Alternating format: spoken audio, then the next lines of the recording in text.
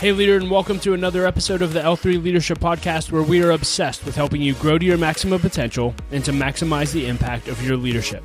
My name is Doug Smith, and I am your host, and in today's episode is brought to you by my friends at Baritone Advisors. We're also recording live from the new Return.com studio. If you're new to the podcast, welcome. I'm so glad that you're here, and I hope that you'll enjoy our content and become a subscriber. Know that you can also watch all of our episodes over on our YouTube channel, so make sure you're subscribed there as well. And if you've been listening to the podcast for a while and it's made an impact on your life, it would mean the world to me if you would leave us a rating and review on Apple Podcasts or Spotify or whatever app you listen to podcasts through. That really does help us to grow our audience and reach more leaders, so thank you in advance for that.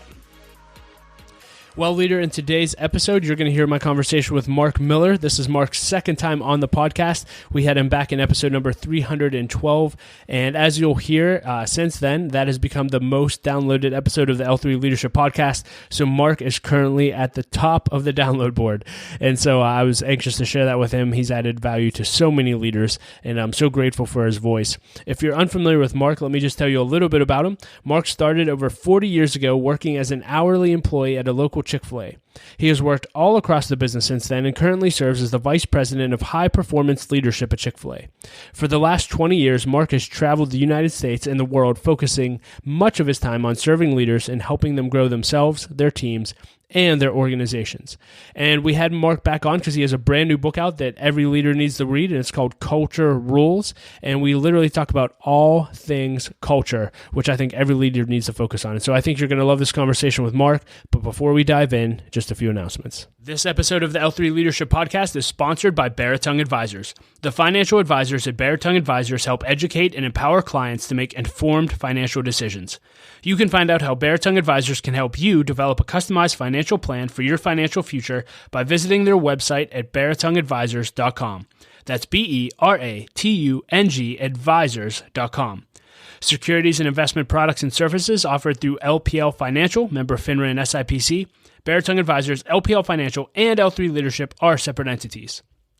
I also want to thank our sponsor, Henny Jewelers. They're a jeweler owned by my friend and mentor, John Henny. And my wife, Laura, and I got our engagement and wedding rings through Henny Jewelers and had an incredible experience. And not only do they have great jewelry, but they also invest in people. In fact, for every couple that comes in engaged, they give them a book to help them prepare for marriage. And we just love that. So if you're in need of a good jeweler, check out hennyjewelers.com. And I also want to thank our new sponsor, Return.com. And leader, let me just ask you this. Have you ever had an interest in investing in real estate? Well, now for as little as $500, you can become a commercial real estate investor. Just visit Return.com to learn more. That's REITURN.com. Investing involves risk. Please consult the Return Offering Circular if you're interested in investing. And with all that being said, let's dive right in. Here's my conversation with Mark Miller. Mark Miller, welcome back to the L3 Leadership Podcast. So glad that you're here. As I just told you before we jumped on to the recording, you are officially the most downloaded podcast episode of the L3 Leadership Podcast. So clearly you made a connection with our audience and are adding value to leaders. So thank you so much and welcome back. Well, thanks for inviting me back. It's good to see you again. Yeah, so today we want to talk all about culture. You have a brand new book out called Culture Rules, and I just want to dive right in and just open-endedly, why did you write this book and what do you want leaders to get out of it? Well, for those that may not have heard our last episode, as I recall, I gave a little bit of backstory, and so I want to provide that again real briefly here. My team here at Chick-fil-A has been trying for the last 25 years to try and figure out how to help leaders grow their capacity. And I'm not just talking about personal, physical capacity. I mean, yes, and we really want to help them grow their leadership capacity. And so the strategy for now many, many years has been to try to identify issues that are emergent, things that are maybe a few years in the future, and every now and then we'll be so bold as to tackle an issue that we think is just over the horizon. But we place a strategic bet that if we could serve our leaders well in a particular topic area, that it would serve them, their business, their communities, their team, and leaders around the world. And so we've been placing those strategic bets now for many, many years. A few years ago, as we were involved in that process, thinking about what we would work on in the future, the topic of culture emerged. We had begun to pick up what some might consider weak signals. We were hearing it come up more often. We were getting more unsolicited questions. And honestly, we felt like a lot of leaders were struggling with culture, maybe more than the historical norm. And so we said, what if we could help leaders in this area? And then, of course, COVID hit. And so we're very thankful coming out of the pandemic that we've got an informed point of view on culture, because I tell you what we believe the pandemic did. I mean, there were obviously many consequences and unintended, side effects from the pandemic, but it put real stress on culture. And it did one of several things. It either showcased the strength of your culture, exposed your gaps, and for a lot of people, it was a mixed bag. And, we know organizations that really rose to the occasion, and we know others that went, oh no, what's going on here? Well, I don't think COVID destroyed their culture. I think it exposed the culture that existed prior to the pandemic. And so we're very, very thankful, as I said, to have a point of view coming out of the pandemic, because a lot of leaders, we thought we had weak signals 3 or 4 or 5 years ago on this topic. It is the most discussed topic when I'm with leaders. Even before we publish the book, they want to talk about culture. Wow. And my understanding is this isn't just your thoughts on culture. You and your team put a ton of research into this. Can you just, for leaders to understand the research that went into this, can you share about that? Yeah. Yes, I'll be delighted to. And just thanks for asking. Just because another word of context, we have all the work we've done. This is our 12th project over the last 25 years. And in fact, it's resulted in 12 books. And we work really, really, really hard not to just publish our personal bias. Now, I can't say we've eliminated all of our personal bias, but we don't start there. We start with the same question on every project. What is universally true about this topic?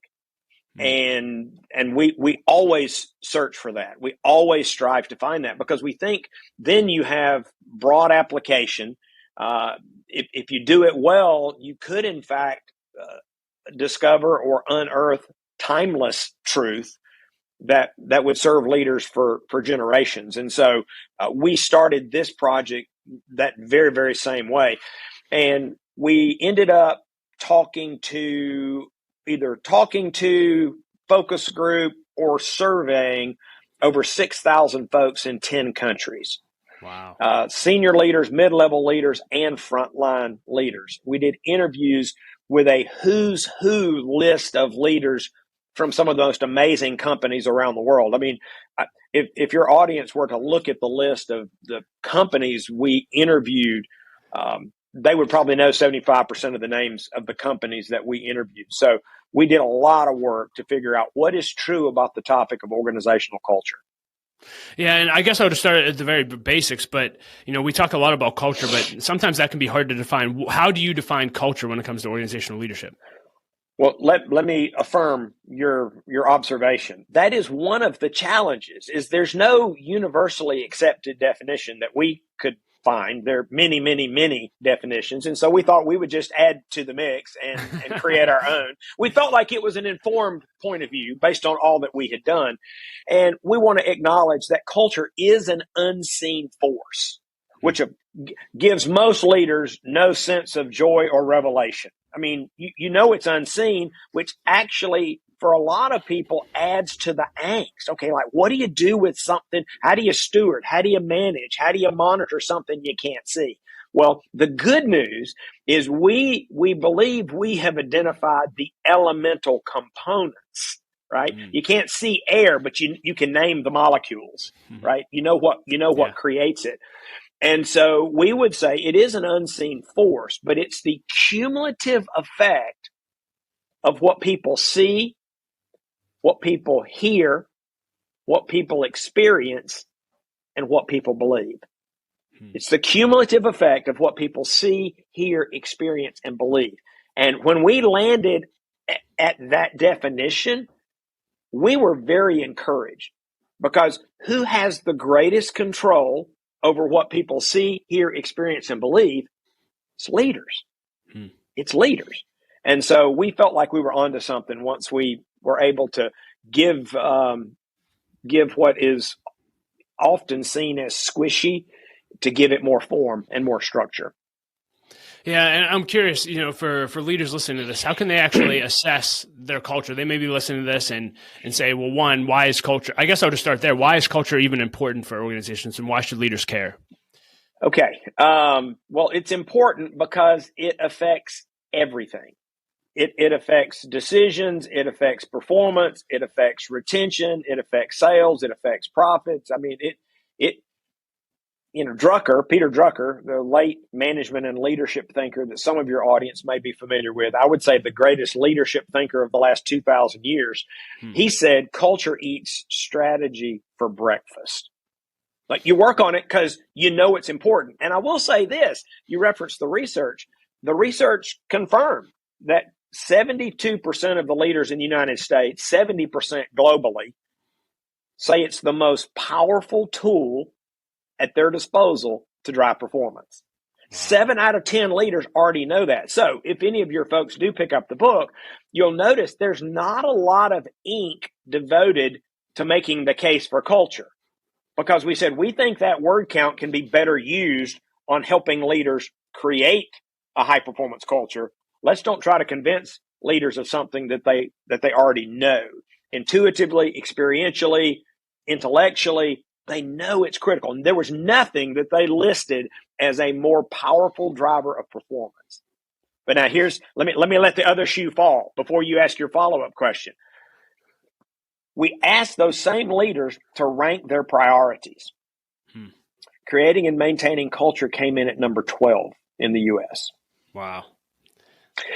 And so that became our challenge. How do you help leaders close this knowing-doing gap? Because if it's your 12th priority, it's no wonder that most cultures are in shambles.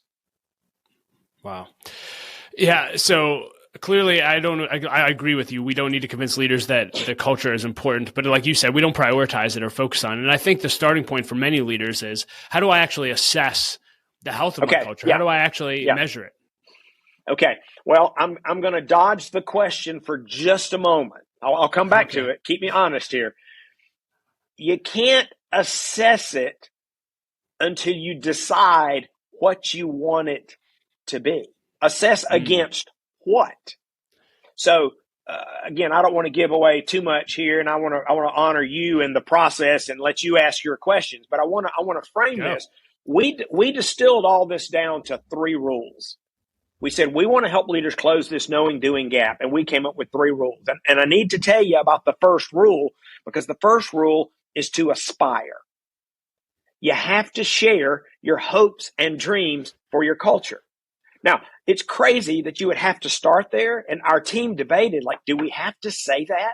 Well, we met far too many leaders who couldn't articulate their hopes and dreams for their culture.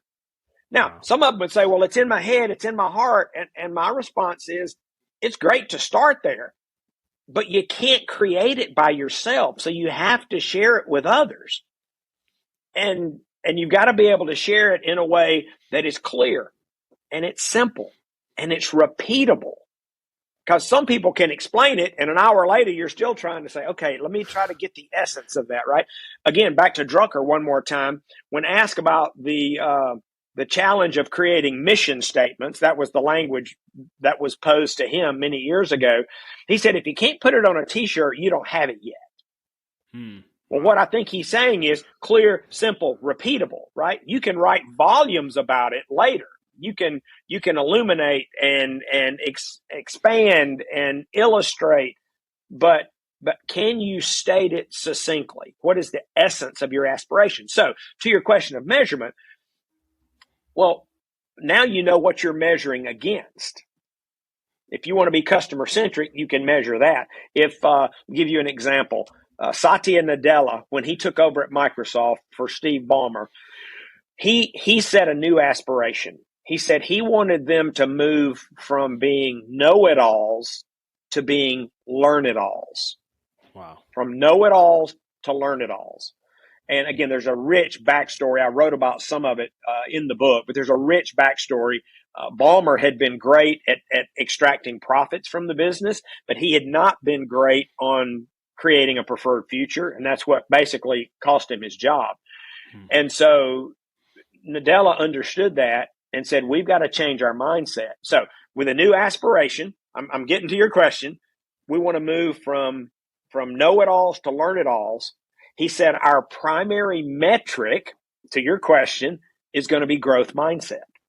They used the work that Carol Dweck had done on that concept and said, we're gonna try to help everyone in the organization develop a growth mindset, and you can measure that. So the metric is aligned with the aspiration. Yeah, I think it's so interesting that you said so many leaders, you would think it was common sense to actually have a vision and actually share that, but so many leaders don't. Do you have any advice for leaders on obviously making it simple, repeatable? I think that's great. But as far as the actual process of getting this on paper, is that a team retreat? Is it getting away? And then how often should they communicate that to their organization? Okay, so I heard two really good questions there. So here's my encouragement to leaders. Don't get hung up in the semantics or the language trap. And here's what I mean by that. Any of your audience that's done any study, reading, or paying attention, they know that some people define mission the way that other people define vision. And some people define vision the way other people define purpose. And you can find really smart people, people I look up to, coaches, mentors, peers, who define those terms very differently. Don't get caught up in that.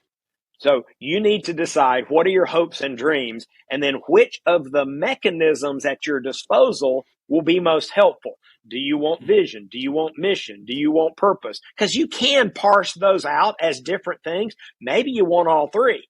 But again, the more you add, the more complex it is. Maybe you want to use ethos. As Netflix has done, they want to create an ethos of freedom and responsibility. Right. So I'm one of our Chick-fil-A operators I met with. He had an ethos. He said, I want to keep it really simple. I don't have mission, purpose, vision, values, but I've got an ethos. And he could describe it pretty well. And that's what his whole leadership team and his whole organization had gathered around. The ethos is the spirit of the organization. What is that? What does that look like?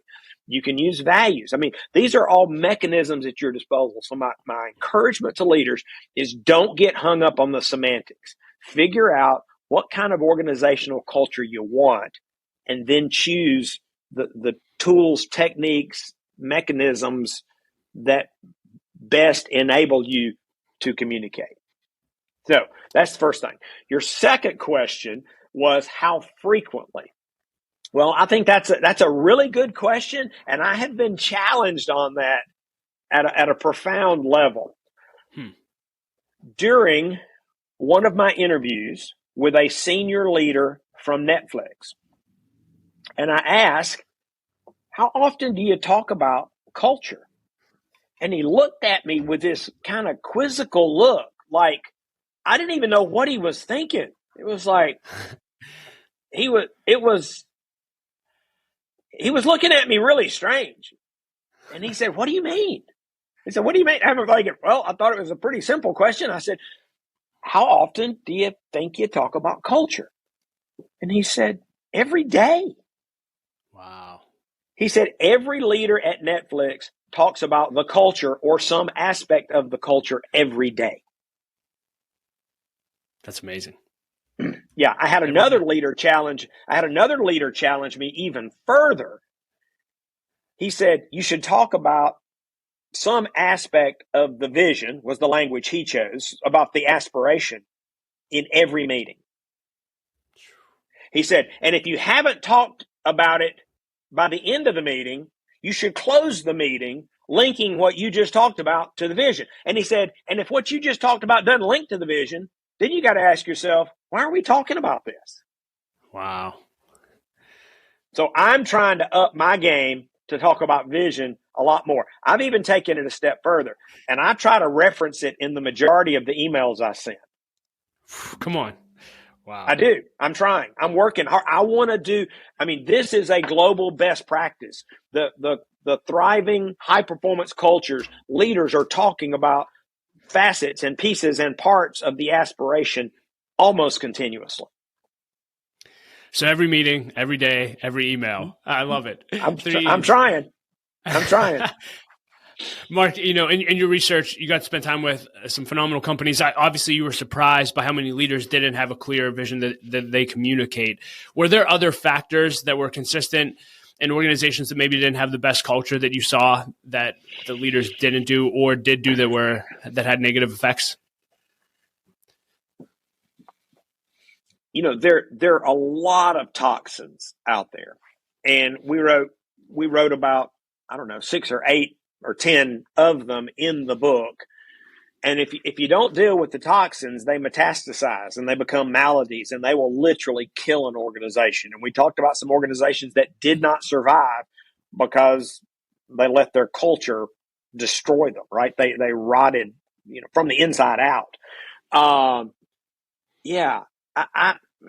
If I had to put a bow on it, I think it would go back to lack of focus and intentionality. That's the common thing, that leaders let this happen on their watch.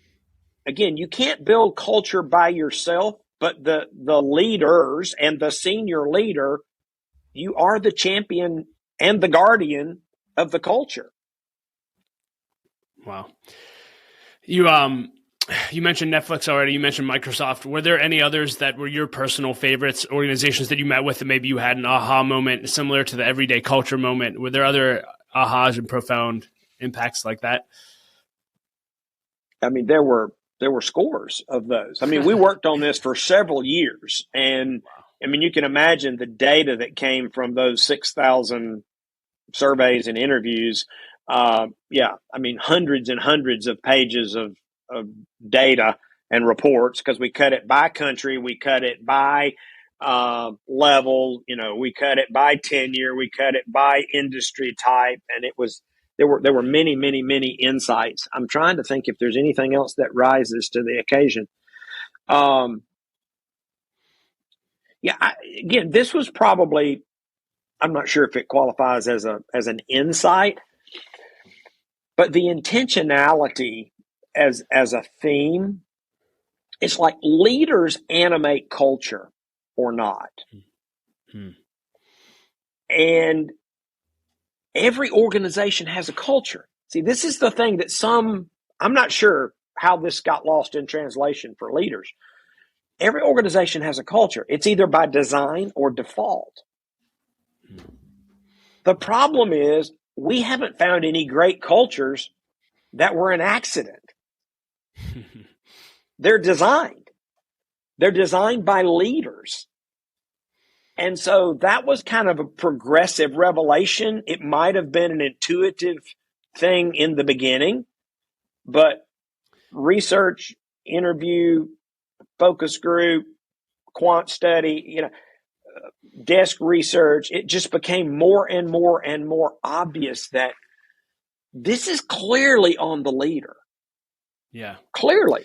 And people have accused me of thinking that everything's on the leader. Well, most everything is, right? Either their action or lack thereof. Everything rises and falls on leadership. And so I don't know. It was just the preponderance of the evidence was overwhelming. When leaders are intentional, when leaders are focused, you can create a great culture. And when they're not, you kind of get what you get. Yeah, on that note, I'm curious your input on this. So let's say a leader, if an organization has an unhealthy culture or a negative culture, how often can the leader that is actually in place, maybe that has allowed this or unintentionally created that culture, how long can they actually turn it around? How long does that often take? Or does it literally, in most cases, take a new leader to reset and change a culture? I don't know that we have any data to support that. So I want to be really clear. We've talked a lot about the data. I'll give you my opinion on that. Yeah. And it's a deep and profound observation. You ready? I can't wait. It depends. It depends. Okay. It depends. Because, I mean, the leader controls the levers that create the culture. And above all else, the leader controls their own behavior. And the number one way, I mentioned the first rule, the second rule is to amplify. You've got to constantly reinforce the aspiration. Well, the number one thing we discovered to reinforce the aspiration is the behavior of the leader. People always watch the leader. Role modeling is the number one. People watch whether you want them to or not. It's the number one way to impact the behavior of an organization. It's what are the behaviors the leader is engaged in?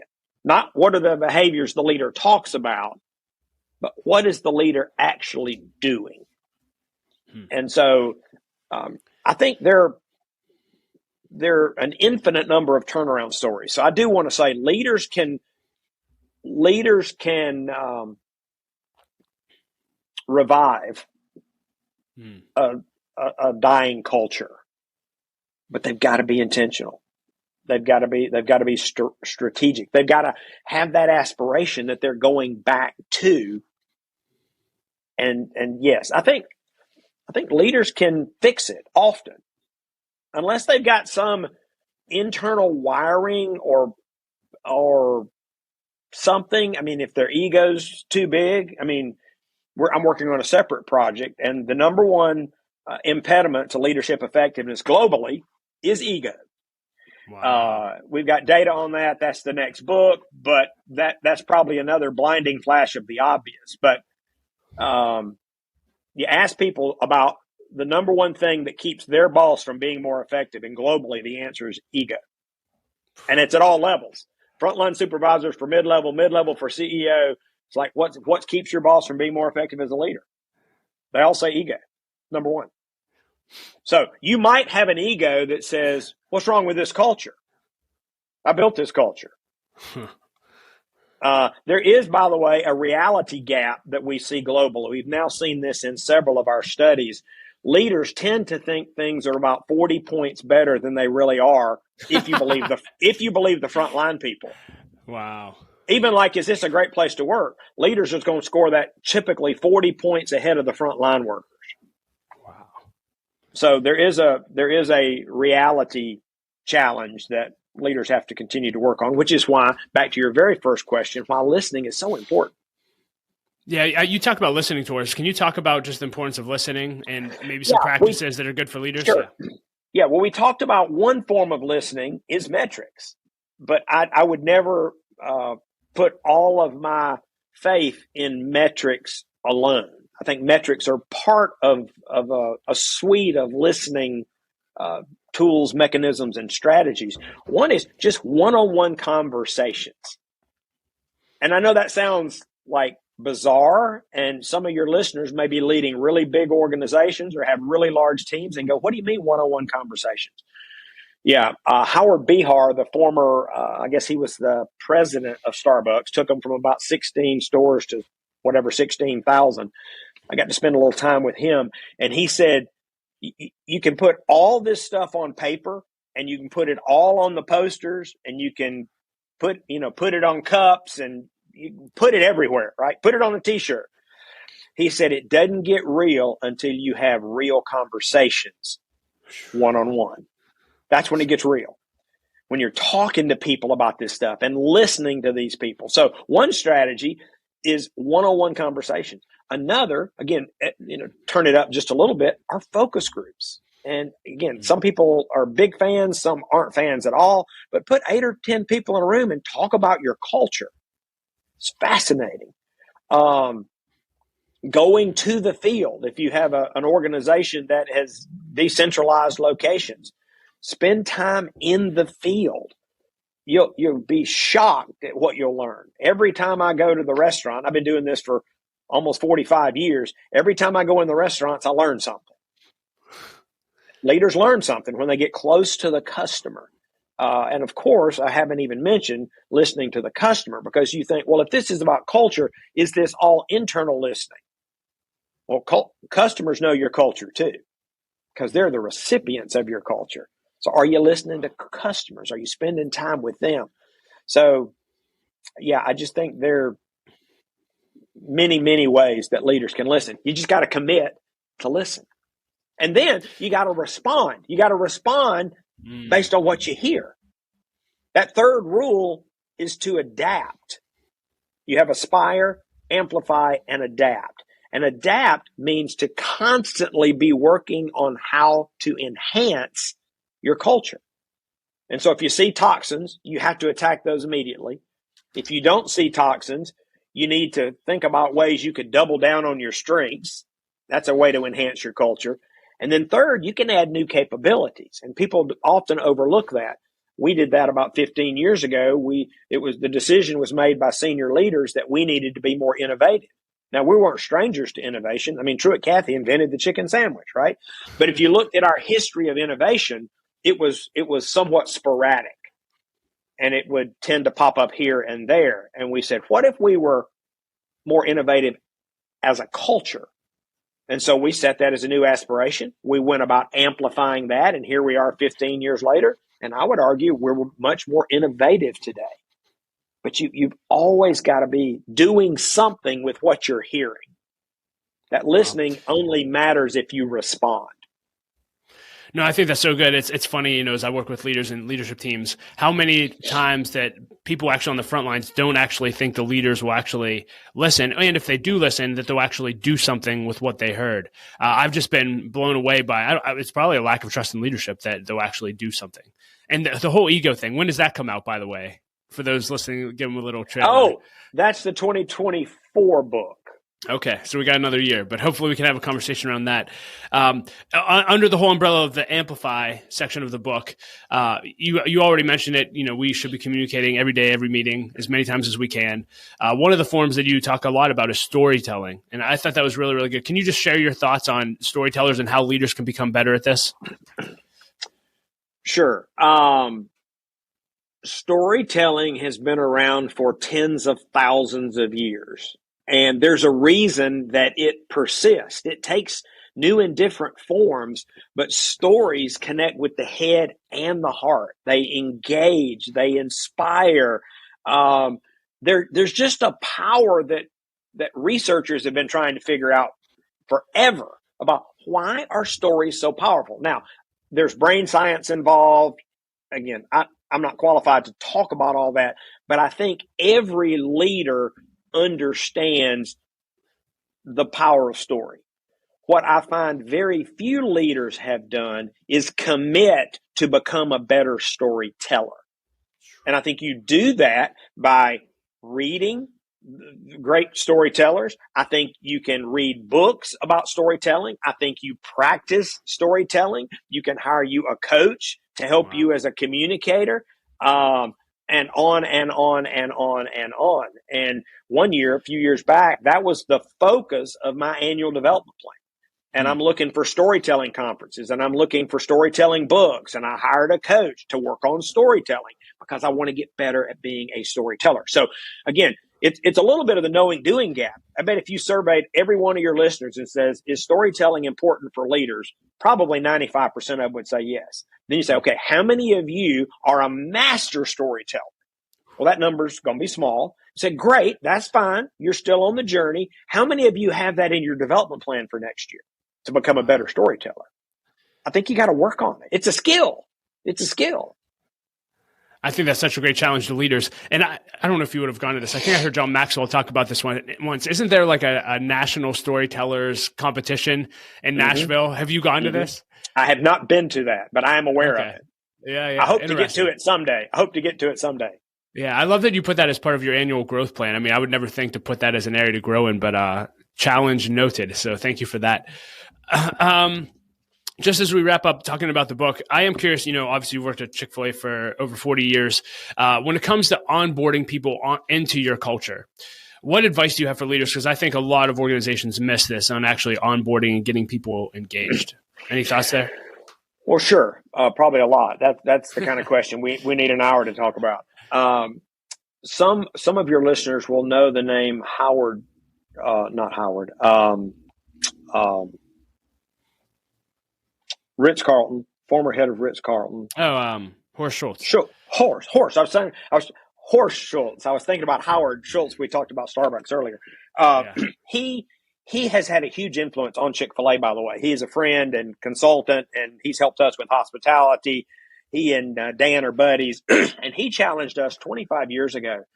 He said the first 40 hours of someone's employment is the most important 40 hours in their entire career.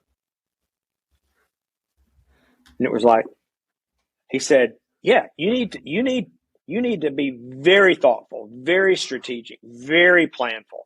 Everything from don't have them come in and they can't find their desk or they don't have a computer or they don't know any. Like, no, who's going to greet them? What's their agenda for the first week? Who are they going to spend time with? What, like that first 40 hours. Now, is that literal? I don't know, but it's a pretty good benchmark. What are you going to do with somebody in their first week? How intentional, how strategic, what messages do you want to embed in that person's head and heart in the beginning? Do you want to talk about the culture? Do you want to show them the culture? Do you want to model the culture? I know one of our leaders here on the very first day, he chose to take all his new employees to a restaurant because he said, you're going to work in that building, but Chick-fil-A's out here. Wow. And took them to the restaurant because he was trying to create that first impression. I think it matters. I'll tell you one more thing. Dan, as our former president and CEO, Dan Cathy, he actually did orientation for all new operators probably for 20 years himself. Wow. As the CEO and the president. He spent a day with them. I don't mean he just said, hi, y'all. He spent a day with all those new people for, again, maybe for 20 years. That's crazy. I think you've got to elevate the priority of that opportunity. Can you influence them for the next 5, 10, 15, 20 years as an employee? Sure you can. But Horst challenged us and convinced us, let's make that first 40 hours as high impact as possible. And just speaking of Horst, just a fun story, because I think I met with him and interviewed him after we spoke, but I was talking to David Salyers about this. I believe Horst is the one actually responsible for My Pleasure. Were you in that meeting when that happened? Well, but he didn't want you guys to use it, but yeah, they're different versions of that history. I don't know that I was in the meeting you're referring to. I would argue that Truett and Horst agreed on that. I heard Truett say it first. But I think he probably observed it while he was at the Ritz. So there's certainly linkage there. And then Horst helped us create the strategy for how do you create a culture of hospitality. Wow. And so that's been his huge contribution over the years. Well, yeah. Anything else, just open-ended, you want to talk about culture roles or leave us with? Yeah, I think I'll leave with a story that I closed the book with. Some of your listeners will have seen the Steven Spielberg movie Ready Player One, or perhaps they read Ernest Cline's novel by the same name. And I'm not going to give away the whole thing for you here for those that haven't, but it's a fascinating story. It takes place in two worlds. It takes place in the real world and a virtual world. And the virtual world is called the Oasis.